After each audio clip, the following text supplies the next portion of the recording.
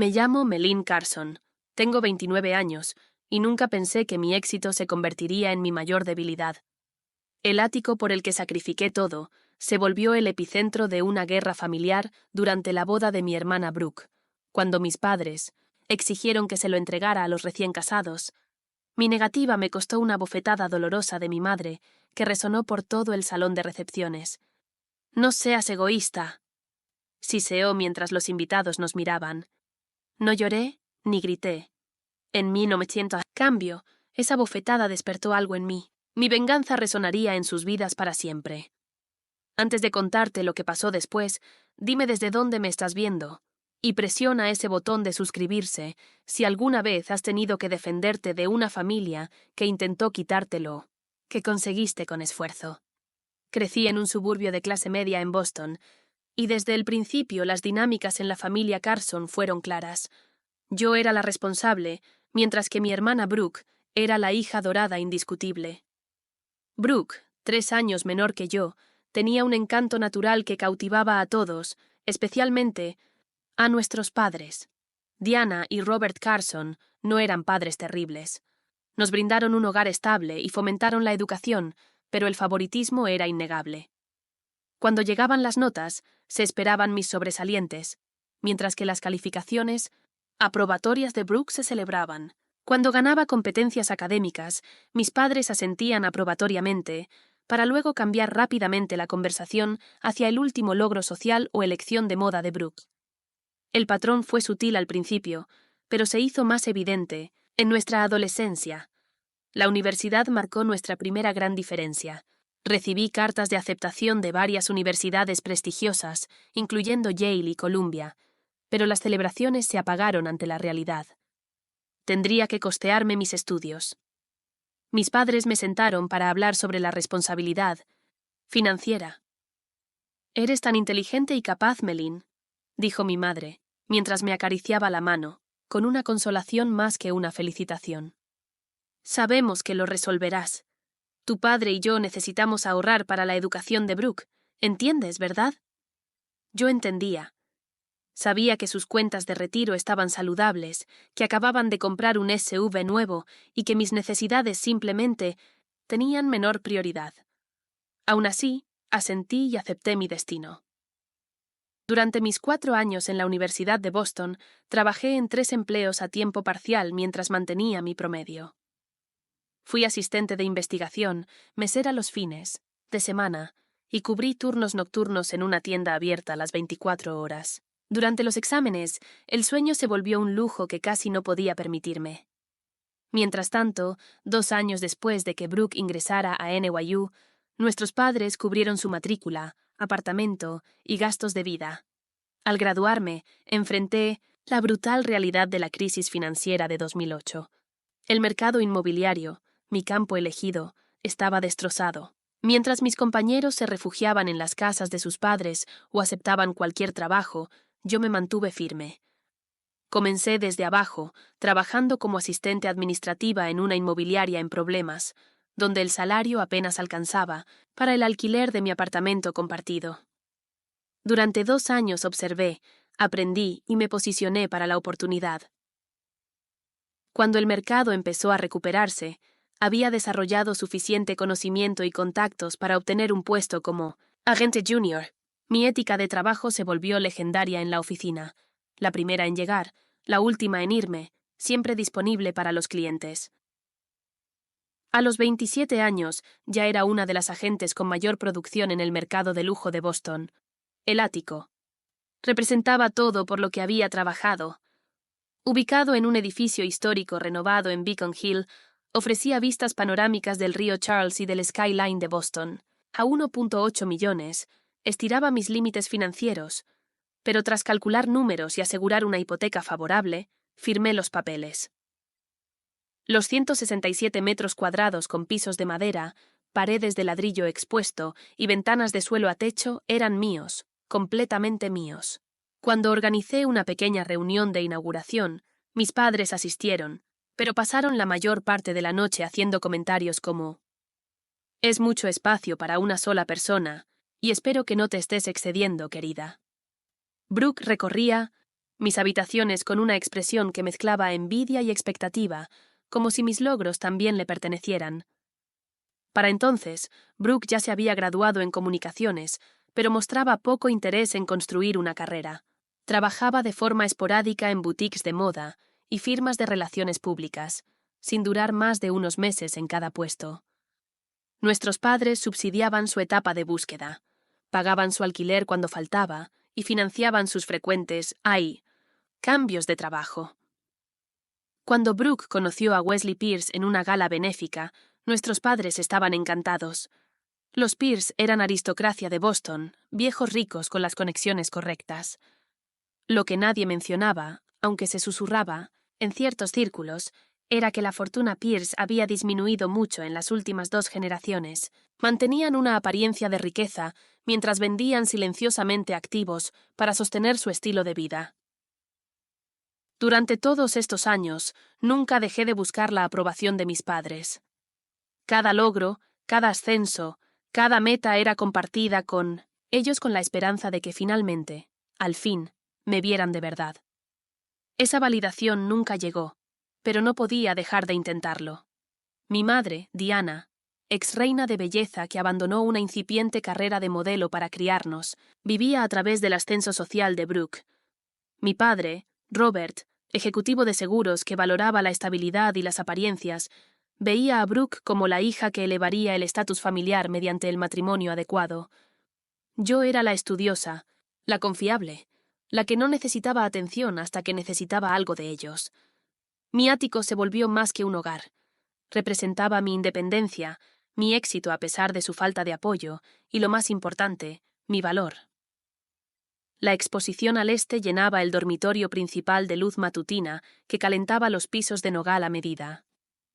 La cocina tenía encimeras de mármol y electrodomésticos de grado profesional, donde aprendí a cocinar platillos gourmet por mi cuenta, el jardín en la terraza, mi proyecto de fin de semana, florecía con hierbas y flores incluso en el clima implacable de Boston.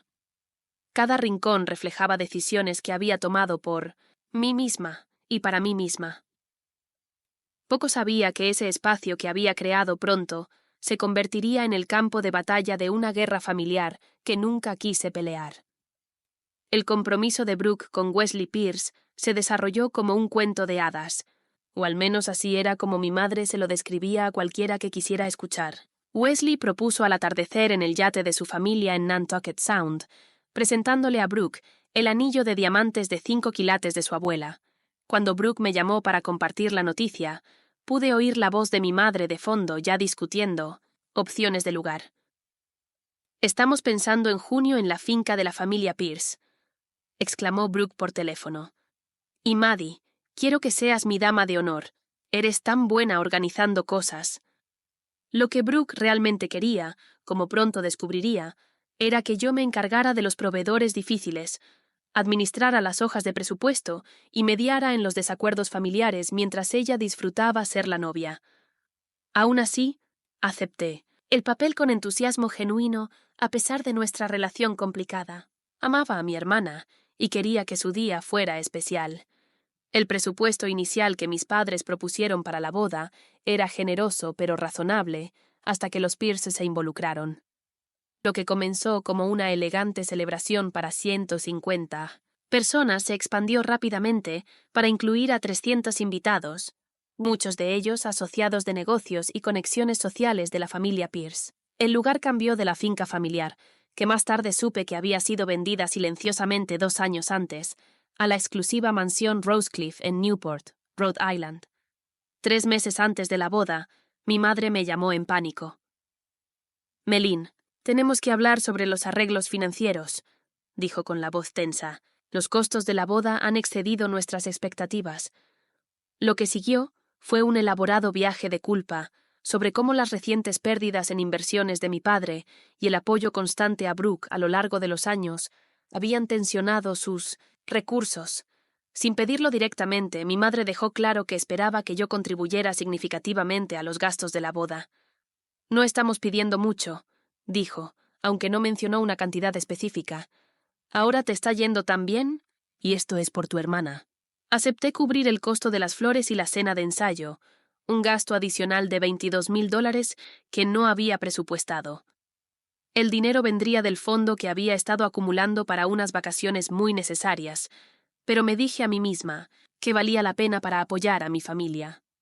Mi primer encuentro real con los padres de Wesley fue durante una degustación en el lugar de la boda. Elizabeth y Harrison Pierce llegaron vestidos para un almuerzo en un club náutico, no para una reunión con proveedores. El escrutinio de Elizabeth sobre las opciones del menú fue agotador. Nada parecía estar a la altura del estándar Pierce. Durante un momento de silencio, Harrison dirigió su atención hacia mí. «Brooke nos dice que te ha ido muy bien en bienes raíces», dijo mientras giraba su copa de vino. «Lograste conseguirte un lugar en Beacon Hill. He oído que es una ubicación privilegiada». «Sí, he tenido suerte», respondí, incómoda con su interés. «Inversión sabia», asintió. «La propiedad es uno de los pocos activos confiables hoy en día. El capital líquido puede ser tan efímero», añadió rápidamente Elizabeth. «Wesley y Brooke también están buscando propiedades en Beacon Hill, un vecindario tan adecuado para una pareja joven de su posición». La conversación continuó, pero ese intercambio me dejó incómoda. Más tarde esa noche, escuché a Elizabeth hablando con mi madre en susurros. «Diana, esta situación es delicada. El fideicomiso no madurará hasta el 35º cumpleaños de Wesley. Hasta entonces, necesitarán un lugar adecuado que refleje su posición». La respuesta de mi madre fue demasiado baja para escuchar, pero la expresión preocupada en su rostro lo dijo todo. 2 semanas antes de la boda, mi mejor amiga Ashley Williams se reunió conmigo para tomar un café después de pasar el día haciendo cambios de última hora en las invitaciones. «¿Te das cuenta de lo que está pasando, verdad?», preguntó Ashley, removiendo su latte con excesiva energía. «¿Qué quieres decir?» «He conocido a tu familia por 20 años. Te están preparando para algo. Todo este discurso sobre que Brooke y Wesley necesitan el comienzo adecuado, la dirección correcta, lo correcto en todo, te van a pedir algo grande». Desestimé sus preocupaciones, pero esa noche una semilla de inquietud se sembró en mí. Me encontré caminando por mi ático, pasando los dedos por las superficies que había elegido con tanto cuidado, preguntándome si Ashley podría tener razón. La cena de ensayo, que organicé en un restaurante elegante de Boston, debería haber sido una ocasión alegre. En cambio, se convirtió en un incómodo anticipo de lo que vendría. Después de varias copas, Harrison Pierce me acorraló cerca del bar. «Hermoso lugar tienes», dijo, aunque nunca había visitado mi ático. «Perfecto para entretener», respondí, con confusión evidente en mi voz. Brooke mencionó el jardín en la terraza. Dijo que sería ideal para cócteles en verano. «Brooke no ha visto mi lugar en casi un año», respondí. La incomodidad momentánea de Harrison se cubrió rápidamente, con otro sorbo de su whisky. Debe haber sido Wesley quien lo mencionó. Los jóvenes de hoy siempre compartiendo sus aspiraciones. La noche antes de la boda, mientras los preparativos finales alcanzaban su punto máximo, mi madre me encontró sola en la suite nupcial, organizando los accesorios de Brooke para el día siguiente. «Melín», comenzó con el tono suave que reservaba para conversaciones difíciles, «siempre has sido nuestra roca, tan independiente, tan capaz». Susurré un gracias, mientras me concentraba en ordenar las joyas de Brooke. «Tu hermana siempre ha necesitado más guía, más apoyo», continuó. «Su relación con Wesley es todo lo que hemos esperado, pero necesitarán ayuda para establecerse». «Ya he contribuido a la boda, mamá», dije, con un tono defensivo que se colaba en mi voz. «Claro, y estamos agradecidos, pero una boda es solo un día. El matrimonio es para toda la vida». Hizo una pausa, eligiendo cuidadosamente sus palabras. «Deberías considerar cómo podrías ayudarles a construir su futuro juntos. Después de todo, la familia es todo». La implicación quedó en el aire entre nosotras, pero ninguna la reconoció directamente. Cuando salió de la habitación, un escalofrío me recorrió, que no tenía nada que ver con el aire acondicionado. La mañana de la boda de Brooke amaneció con un clima perfecto, cielos despejados y una brisa suave que parecía hecha a medida para la ocasión.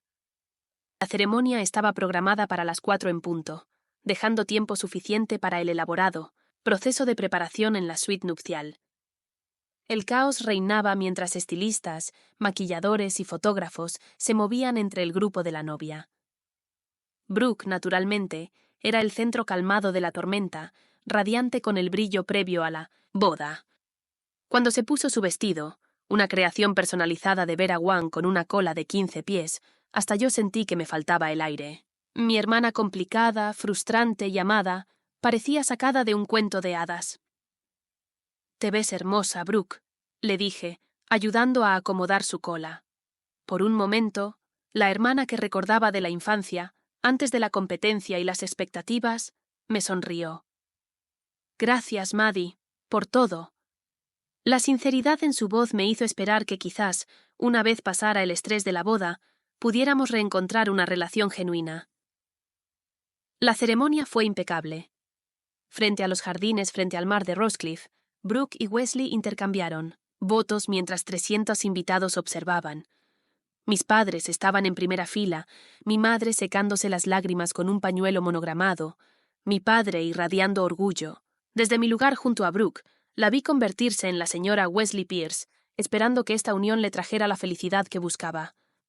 La recepción comenzó con cócteles en la terraza, para luego trasladarse al salón para la cena. Justo, había terminado mis deberes como dama de honor, organizando al grupo para las presentaciones y asegurándome de que el vestido de Brooke estuviera correctamente recogido para el baile, cuando mi padre se acercó. «Melín, ¿nos acompañarías? ¿Un momento a la biblioteca?» Algo en su tono me apretó el estómago, pero asentí y lo seguí por el gran pasillo hacia una sala con paneles de madera donde varias personas esperaban. Mi madre, Harrison y Elizabeth Pierce, y para mi sorpresa, Brooke y Wesley aún con sus atuendos de boda. «¿Qué está pasando?», pregunté mirando de rostro en rostro. «¿Está todo bien?» Mi madre dio un paso adelante tomando mis manos. «Melín, querida, queríamos hablar contigo en privado, como familia, sobre el futuro de Brooke y Wesley». Harrison Pierce aclaró. «La garganta». Hemos estado discutiendo la situación habitacional de la joven pareja. Como sabes, la propiedad en los barrios correctos es esencial para mantener ciertas conexiones. Hemos visto varias opciones, añadió Elizabeth. Pero nada adecuado está disponible dentro de sus medios. Mi padre intervino con su voz empresarial en pleno efecto. Lo que tu madre y yo, junto con los Pierce, hemos estado discutiendo es un arreglo temporal, solo hasta que el fideicomiso de Wesley madure. El aire en la habitación pareció volverse más delgado mientras comprendía lo que sucedía, pero esperé, queriendo que dijeran las palabras. Brooke dio un paso adelante, aún radiante con su vestido de novia. «Maddie, necesitamos un lugar para vivir, algo que refleje la posición de Wesley y nos permita recibir como es debido». «Tu ático», dijo mi madre sencillamente, «sería perfecto para ellos». Por un momento pensé que había oído mal. «¿Mi ático?» «Solo temporalmente», añadió rápido mi padre. «Quizás 1 o 2 años, claro, pagaríamos renta», interrumpió. Wesley, aunque la cantidad que mencionó era menos de la mitad del valor de mercado. «¿Dónde viviría exactamente durante ese arreglo temporal?», pregunté, luchando por mantener la voz firme. Siguió un silencio incómodo antes de que hablara mi madre. «Podrías tomar el apartamento de Brooke. Es perfectamente adecuado para una sola persona». El apartamento de Brooke era una unidad de... una habitación en un edificio con problemas constantes de mantenimiento y sin ascensor. La comparación con mi hogar cuidadosamente elegido era ridícula. O sugirió Elizabeth Pierce, como si ofreciera una alternativa generosa. «Podrías quedarte en la casa de huéspedes de la familia Pierce en Cambridge. Casi no se usa hoy en 1970. Día». Miré sus rostros buscando alguna señal de que esto era una broma elaborada. No encontré ninguna. Respiré profundo. «Lo siento, pero eso no es posible. El ático es mi hogar. Trabajé años para permitírmelo. No lo voy a ceder». La temperatura en la sala pareció bajar 10 grados. «Melín», comenzó mi padre con tono endurecido, «debes considerar lo que es mejor para la familia. Esto no es solo por ti», añadió mi madre. «Brooke y Wesley necesitan el comienzo. Adecuado. Yo también necesité un buen comienzo», respondí con la voz elevándose un poco. «Necesité ayuda con la universidad. Necesité apoyo cuando luchaba por entrar en bienes raíces durante una recesión. Necesité padres que celebraran mis logros. Pero lo logré sin nada de eso. El rostro de Brooke se enrojeció de rabia. ¿Así que eso es todo? ¿Me castigas porque mamá y papá me ayudaron? No es mi culpa. No es castigo, Brooke. Solo estoy diciendo no. El ático es mío. Lo gané. No lo voy a regalar. Wesley dio un paso adelante, con sus rasgos aristocráticos en lo que supuse era su expresión más persuasiva.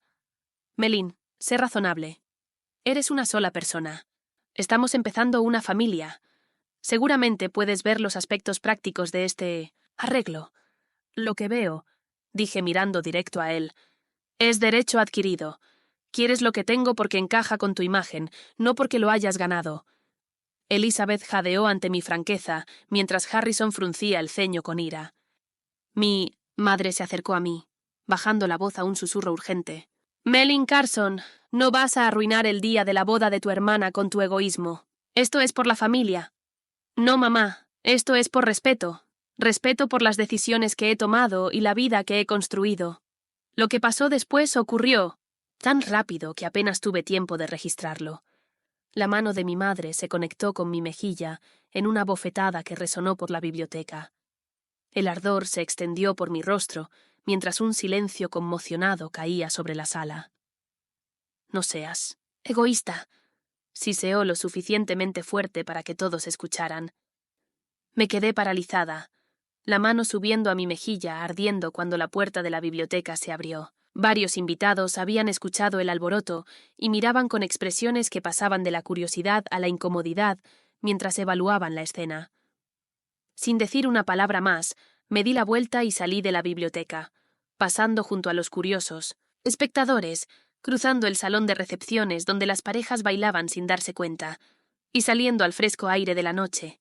No lloré, no grité, simplemente me fui, con una calma que parecía casi irreal apoderándose de mí mientras me alejaba de Rosecliff, dejando atrás la celebración que continuaría sin mí. Me di cuenta de que algo fundamental había cambiado.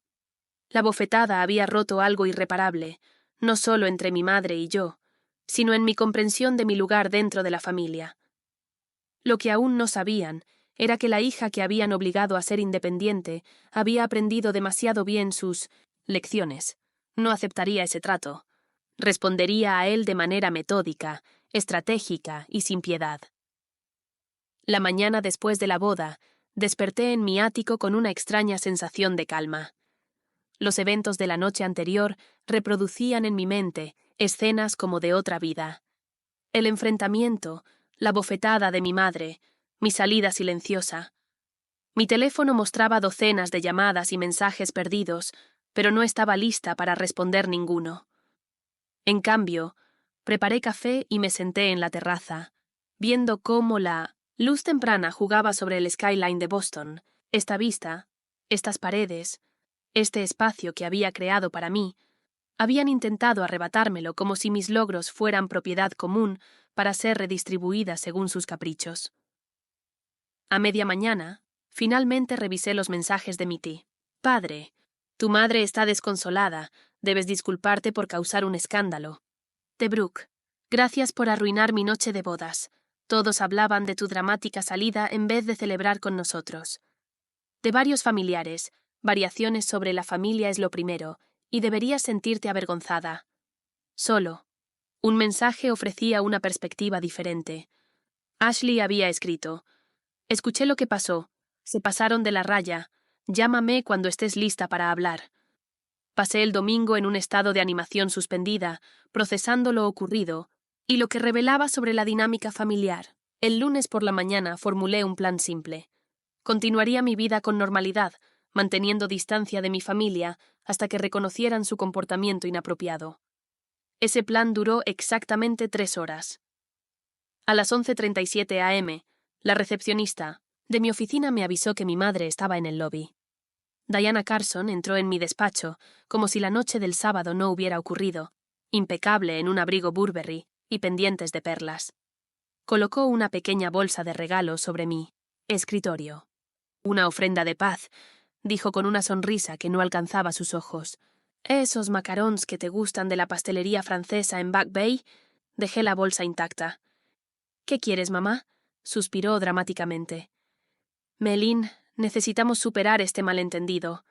Tu hermana está devastada porque te fuiste de su recepción. No fue un malentendido.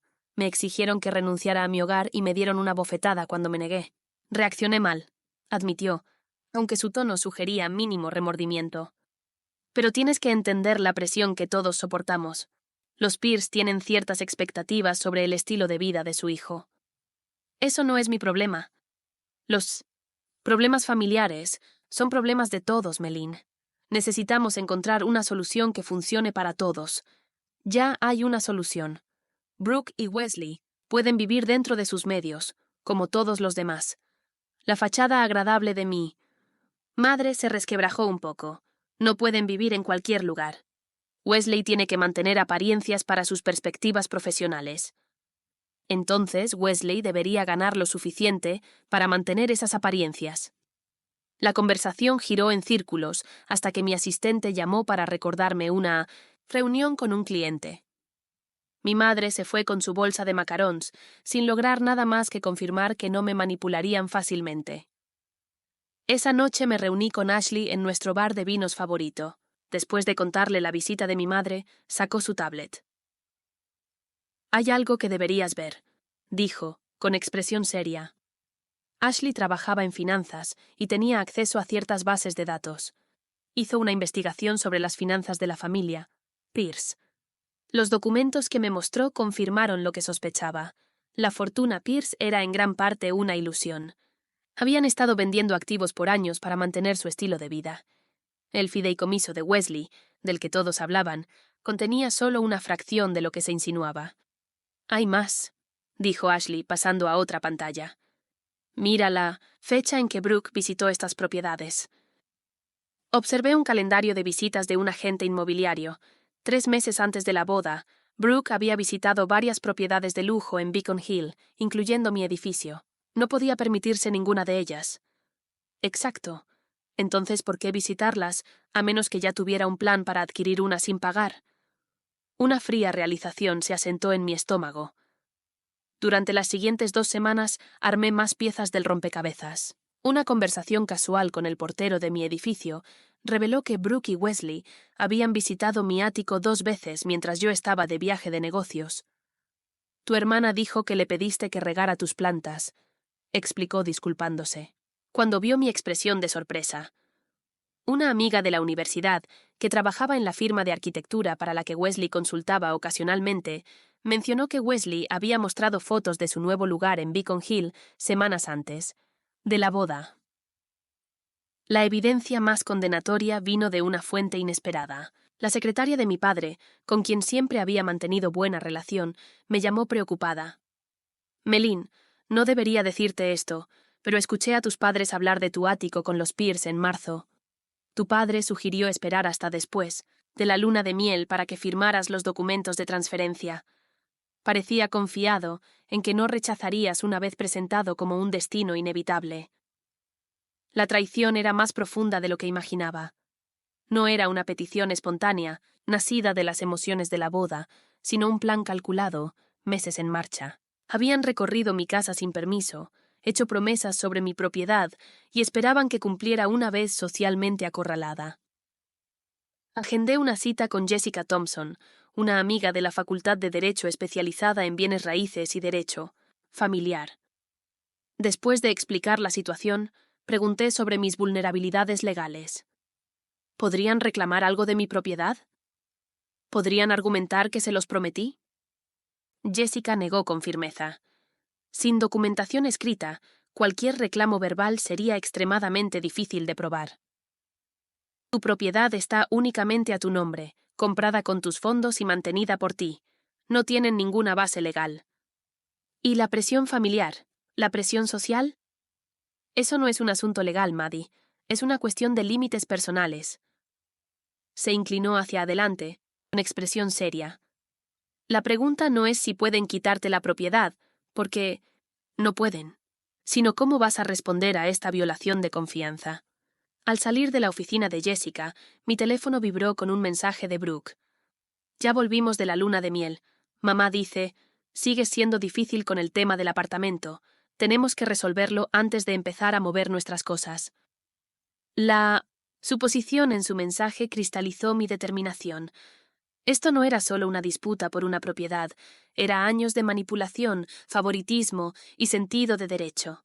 Mi familia me había mostrado exactamente cómo me veían, no como una persona con vida y logros propios, sino como un recurso a explotar para beneficio de Brooke.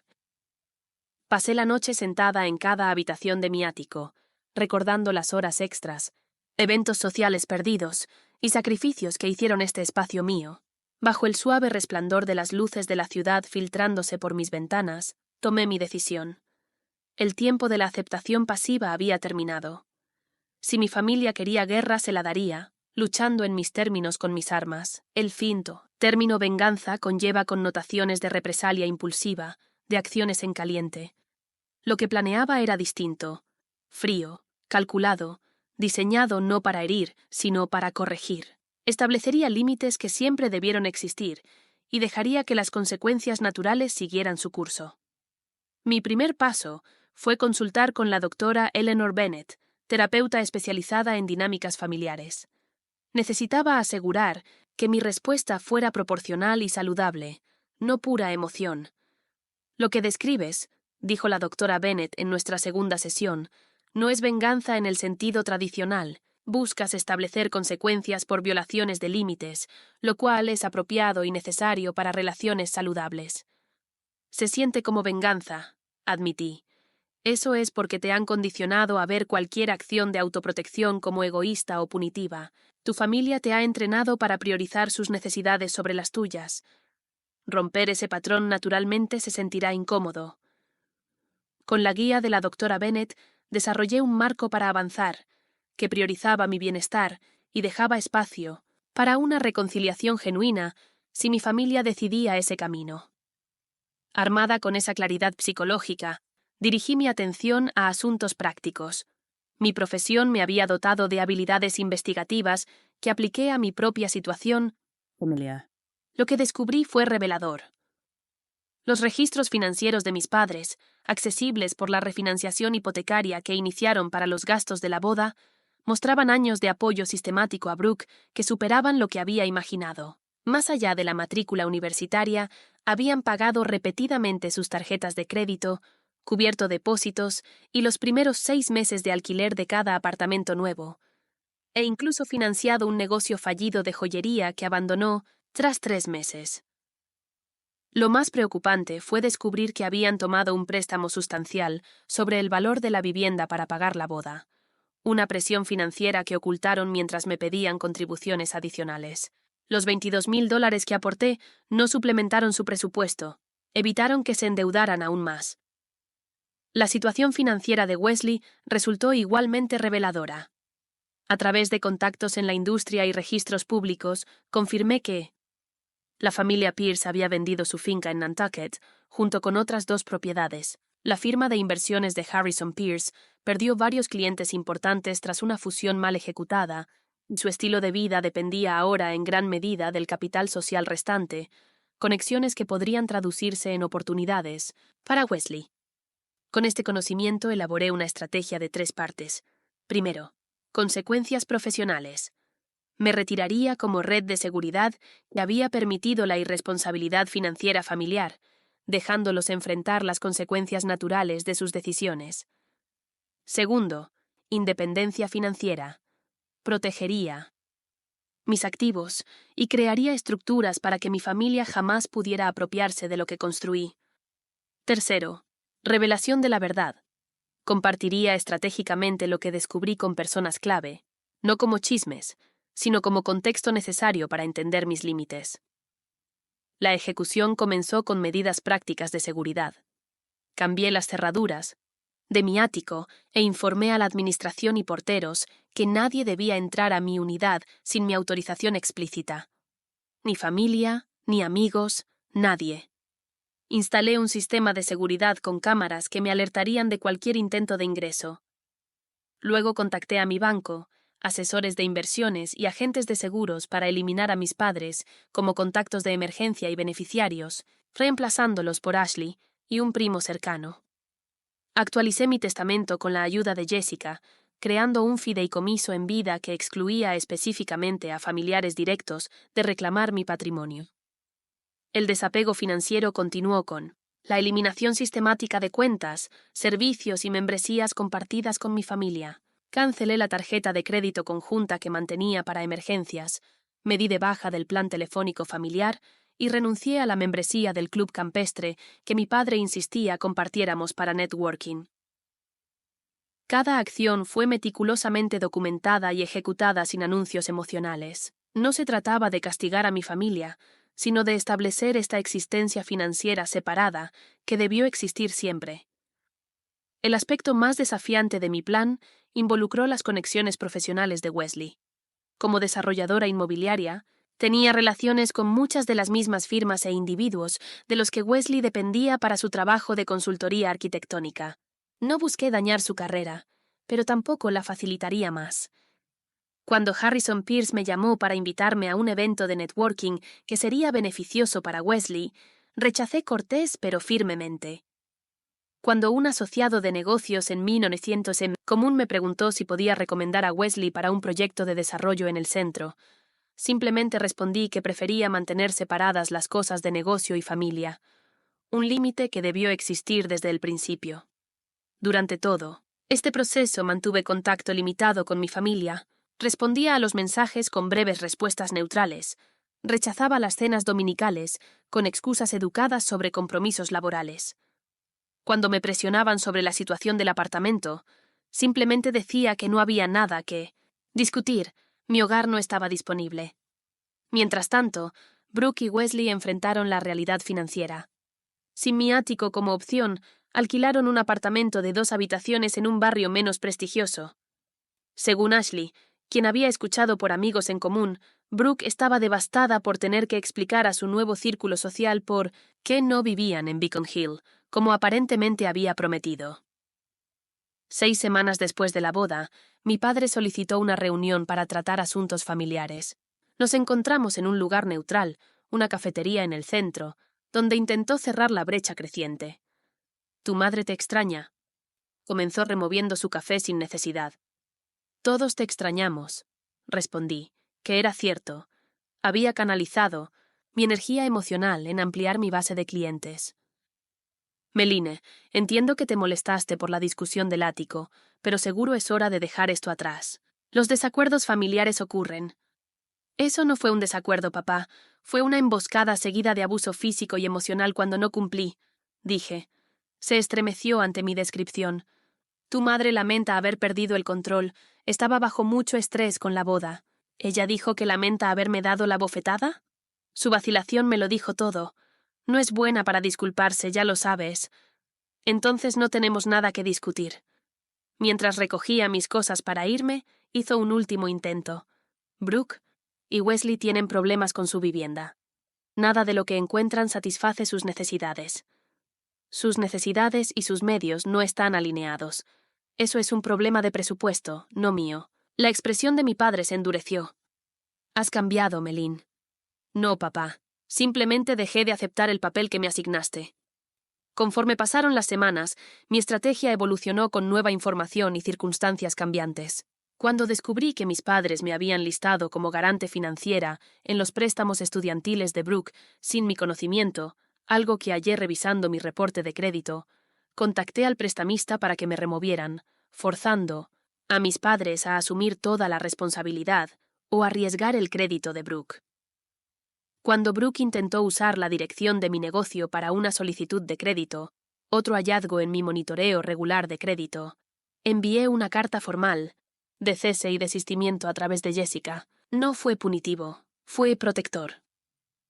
3 meses después de la boda, mi plan estaba completamente implementado. Había creado la separación que debió existir naturalmente entre un adulto independiente y su familia de origen. Había protegido mis activos de futuros intentos de apropiación y me había posicionado para responder a cualquier esfuerzo genuino de reconciliación desde una posición de fuerza, no de obligación. Lo que no anticipé fue lo empoderador que sería este proceso. Libre del drenaje constante de expectativas y manipulaciones familiares, mi negocio prosperó. Conseguí 2 grandes proyectos de desarrollo que antes parecían fuera de mi alcance. Desarrollé nuevas amistades con personas que respetaban mis límites. Incluso empecé a salir de nuevo, conociendo a Ryan Campbell, un abogado de litigios comerciales que entendía mi situación familiar sin juzgar. La venganza, si podía llamarse así, no estaba en dañar a mi familia, sino en finalmente priorizarme a mí misma. Con el otoño llegando a Boston, el impacto completo de establecer mis límites comenzó a manifestarse de maneras que no había anticipado del todo. El primer momento significativo fue cuando el asesor financiero de mis padres me contactó para pedir contribuciones a su planificación de retiro. Esta había sido una conversación anual durante años, una sutil presión para ayudar a asegurar su futuro, ya que Brooke nunca estaría en posición de hacerlo. Esta vez mi respuesta fue diferente. Ahora me estoy enfocando en planificar mi propio retiro, expliqué con calma. Estoy segura de que entienden la importancia de la independencia financiera. Su pausa habló por sí sola. Tus padres parecían confiados en que continuarías con las contribuciones anuales. No me consultaron antes de asumir eso. En 1900, pocos días mi madre llamó, con voz tensa y controlada por la ira. El asesor financiero dice, te niegas a ayudar con nuestro retiro, después de todo lo que hemos hecho por ti. No me niego a ayudar, mamá. Estoy priorizando mi seguridad financiera, justo como ustedes me enseñaron a hacer. Esto es por la boda, ¿verdad? Nos estás castigando. No, es por tomar decisiones independientes sobre mi dinero, igual que ustedes toman decisiones independientes sobre el suyo. La conversación terminó sin resolución, pero no sentí culpa, solo una creciente sensación de liberación. Mi distanciamiento profesional de la carrera de Wesley tuvo consecuencias inmediatas. Sin mis conexiones facilitando presentaciones y avalando su confiabilidad, le costó conseguir los proyectos prestigiosos que esperaba. Según rumores de la industria, se vio obligado a aceptar trabajos residenciales menores que consideraba por debajo de su talento. Cuando nos cruzamos en 1960, un evento de la Cámara de Comercio, su resentimiento fue palpable. ¿Disfrutando tu campaña de destrucción familiar? Preguntó en voz baja mientras estábamos cerca del bar. Disfruto establecer límites profesionales, respondí manteniendo la compostura. Tu éxito profesional nunca debió depender de tu cuñado. Su rostro se sonrojó. Brooke tenía razón sobre ti, siempre llevando la cuenta, siempre guardando rencores. ¿Eso dice ella?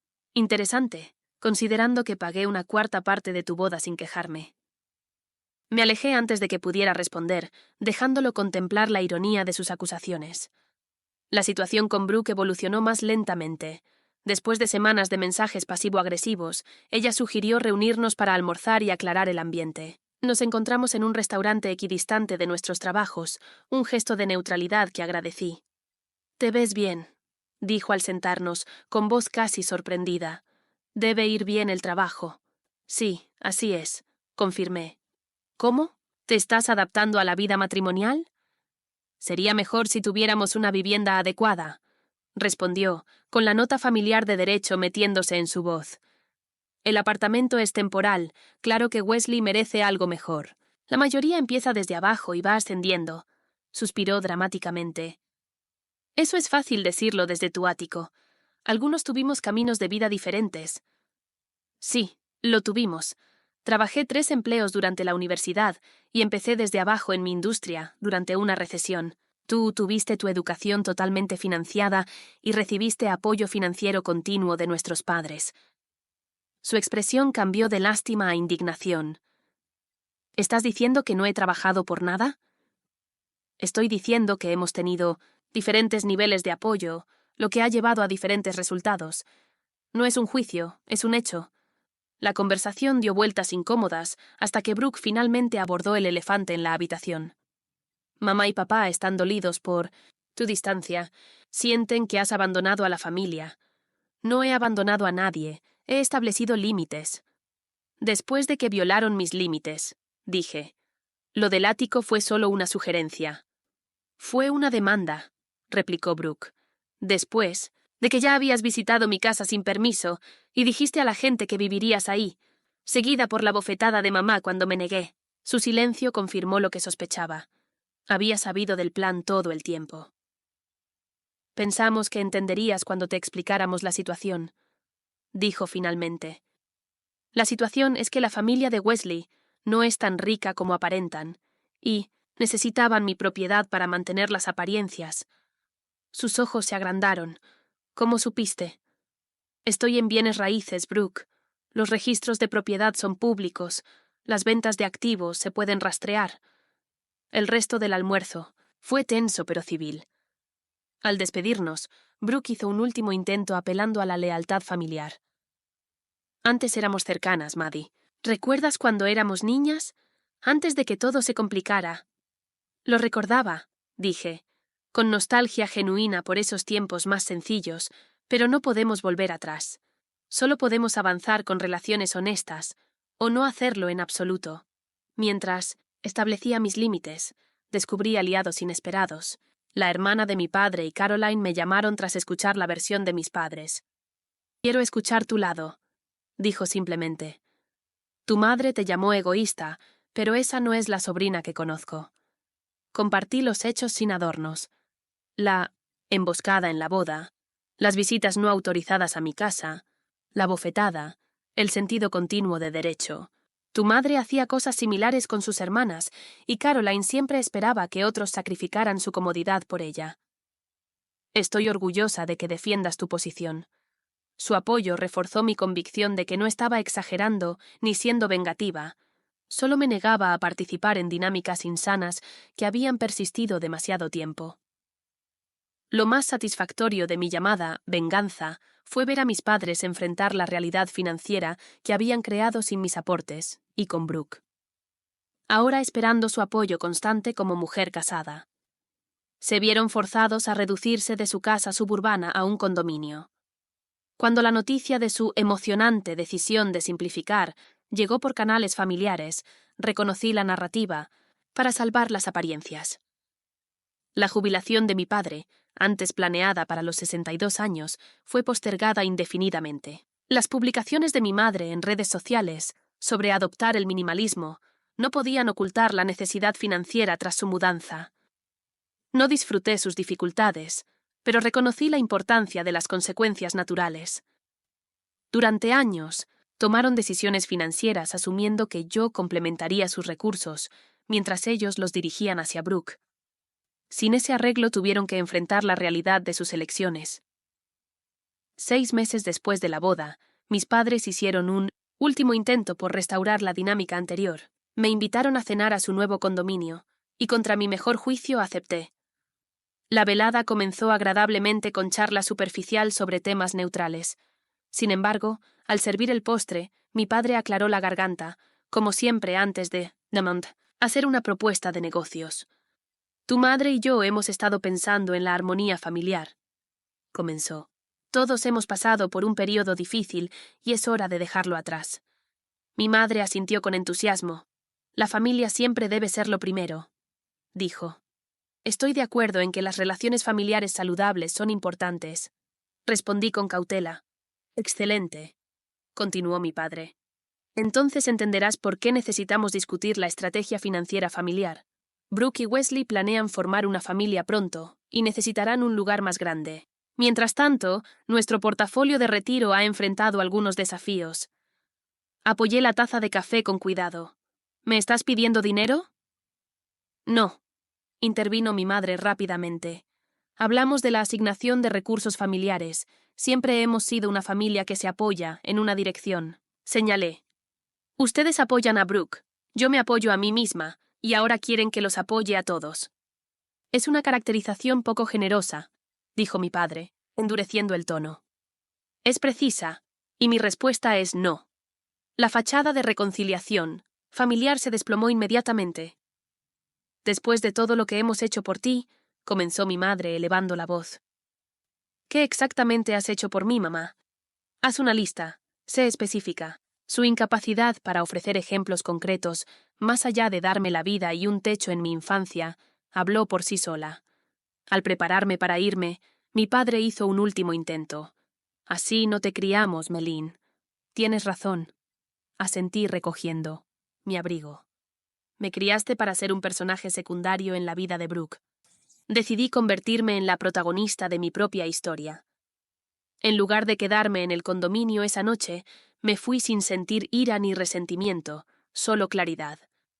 La venganza de la que me acusaban era simplemente vivir auténticamente, sin ajustarme a sus expectativas. Fue la respuesta más poderosa que pude elegir. Un año después de la boda de Brooke, estaba en la terraza de mi ático viendo el atardecer pintar el skyline de Boston en tonos dorados y rosados. El jardín que había cultivado estaba en plena floración, con hierbas y flores prosperando en macetas cuidadosamente arregladas. Dentro, Ryan preparaba la cena, celebrando nuestro primer aniversario de noviazgo. Los últimos 12 meses trajeron cambios significativos, tanto esperados como sorprendentes. Mi vida profesional había prosperado más allá de mis proyecciones. Con mi energía emocional ya no drenada por dramas familiares, amplié mi empresa de desarrollo inmobiliario, formando un pequeño equipo y completando 2 grandes proyectos reconocidos en la industria. Mi crecimiento personal fue igual de importante. Gracias al trabajo continuo con la doctora Bennett, procesé las emociones complejas alrededor de mis relaciones familiares. El dolor persistente, la culpa ocasional, el alivio de la liberación. Aprendí a distinguir entre límites saludables y distancias punitivas, entre respeto propio y resentimiento. Lo más inesperado vino de mi propia familia. Tras meses de silencio después de nuestro enfrentamiento final, mi padre me envió un breve correo electrónico. He estado reflexionando sobre nuestra última conversación. Diste puntos que no estaba preparado para escuchar. No estoy listo para discutir más, pero quería que supieras que estoy pensando en lo que dijiste. No fue una disculpa, pero sí un reconocimiento, algo que nunca había recibido de él antes. La situación de Brooke y Wesley evolucionó de maneras que validaron mis decisiones. El apartamento que consideraban inferior se volvió su residencia, permanente cuando la práctica arquitectónica de Wesley no pudo atraer a los clientes exclusivos que esperaba. Según rumores familiares, postergaron sus planes de tener hijos debido a restricciones financieras. Lo que más me sorprendió fue mi falta de satisfacción por sus dificultades. Esperaba sentirme vindicada, quizá complacida porque enfrentaban las consecuencias naturales de su sentido de derecho. En cambio, sentí solo una compasión distante. Su lucha no era mi victoria, era simplemente la realidad que ellos mismos crearon. Mi madre fue la más resistente a nuestra nueva dinámica. Sus intentos por restablecer control iban desde mensajes culpabilizadores. Lloro hasta quedarme dormida preguntándome dónde fallé contigo, hasta falsas emergencias médicas diseñadas para atraer mi atención. Cada vez respondía, con calma y desapego, ofreciendo apoyo adecuado sin sacrificar mis límites. La relación más sanadora resultó ser con mi tía Caroline, que se convirtió en una figura materna sustituta. A diferencia de mis padres, ella celebraba mis éxitos, sin expectativas ni comparaciones. Su sabiduría sobre patrones familiares me ayudó a entender las dinámicas generacionales que moldearon el comportamiento de mi madre. A Diana siempre le dijeron que su valor estaba en su belleza y encanto, explicó mi tía Caroline durante uno de nuestros almuerzos regulares. Cuando tuvo hijas, proyectó esas mismas medidas de valor. Belleza para Brooke, utilidad para ti. No excusa su comportamiento, pero ayuda a explicarlo. Este contexto no borró el dolor, pero me permitió ver a mi familia con más compasión y menos resentimiento, una perspectiva invaluable cuando surgió una crisis familiar. Hace 3 meses, mi padre sufrió un pequeño infarto. A pesar de nuestra relación tensa, no dudé en visitarlo en el hospital. Organicé una segunda opinión con un cardiólogo de mi red profesional y ayudé a navegar el papeleo del seguro que abrumaba a mi madre. Lo que no hice fue igual de importante. No ofrecí asistencia financiera más allá del apoyo práctico. No volví a entrar en su órbita de control. Mantuve mis límites mientras ofrecía compasión adecuada. Durante una visita al hospital, mientras mi padre dormía y mi madre salía a hablar con el doctor, Brooke y yo nos encontramos solas en la sala de espera. He estado pensando en la boda, dijo de repente. En lo que pasó contigo y mamá. Esperé, dándole espacio para continuar. Siempre pensé que eras la afortunada, con tu propio lugar, tu carrera, tu independencia. Nunca vi lo duro que trabajaste por ello, porque nunca tuve que trabajar tan duro. Todo simplemente me llegó. Tuvimos caminos diferentes, reconocí. Pero esperaba que tu camino me beneficiara al final. Todos lo hicimos. Me miró directamente a los ojos. Lo siento, Maddie. Lo que intentamos hacer con tu ático estuvo mal. No fue una reconciliación completa, pero fue un comienzo. El primer reconocimiento genuino de un familiar de que mis límites estaban justificados. En Ninna, cuanto a Ryan, su presencia en mi vida fue transformadora. A diferencia de relaciones anteriores, donde inconscientemente buscaba recrear la dinámica de búsqueda de aprobación familiar, con Ryan encontré una pareja basada en el respeto mutuo. Las familias saludables quieren que cada miembro prospere. Observó una noche mientras hablábamos sobre mi manejo continuo de los límites familiares. No exigen sacrificios de uno para elevar a otro. Esta sencilla verdad se convirtió en mi principio guía para avanzar. Permanecí abierta a la conexión auténtica con mi familia, pero inquebrantable en mi requisito de respeto. Algunos días trajeron avances, otros retrocesos. El camino no fue lineal, pero siempre se movió hacia una mayor salud. La venganza que mi familia me había acusado de tener, establecer independencia, exigir respeto, permitir consecuencias naturales, se transformó en algo completamente distinto. Sanación, no solo para mí, sino potencialmente para todos. Mientras estaba en mi terraza y Ryan me llamaba para cenar, reflexioné sobre la lección, surgida de este capítulo difícil. La mayor venganza contra quienes intentan menospreciarte no es menospreciarlos a ellos, sino prosperar tan completamente que sus limitaciones ya no puedan contenerte. Mi ático, antes campo de batalla de la Miina, guerra familiar, había recuperado su estatus legítimo como mi santuario, un espacio que había ganado, creado y protegido. El hecho de que ahora eligiera compartirlo con alguien que respetaba mis límites lo hacía aún más valioso. Al volverme para unirme a Ryan, sentí gratitud por ese doloroso despertar que me había traído hasta aquí. A veces, se necesita una bofetada para despertar tu propio poder. ¿Alguna vez has tenido que poner límites difíciles con familiares que intentaron aprovecharse de tu éxito? Me encantaría escuchar tus historias en los comentarios abajo, y si esta historia te resonó, por favor da me gusta y suscríbete para escuchar más relatos sobre defenderte y encontrar tu propio camino. Recuerda que las relaciones saludables deben levantarte, no agotarte. Gracias por escuchar mi historia y te deseo fuerza para navegar tus propias dinámicas familiares.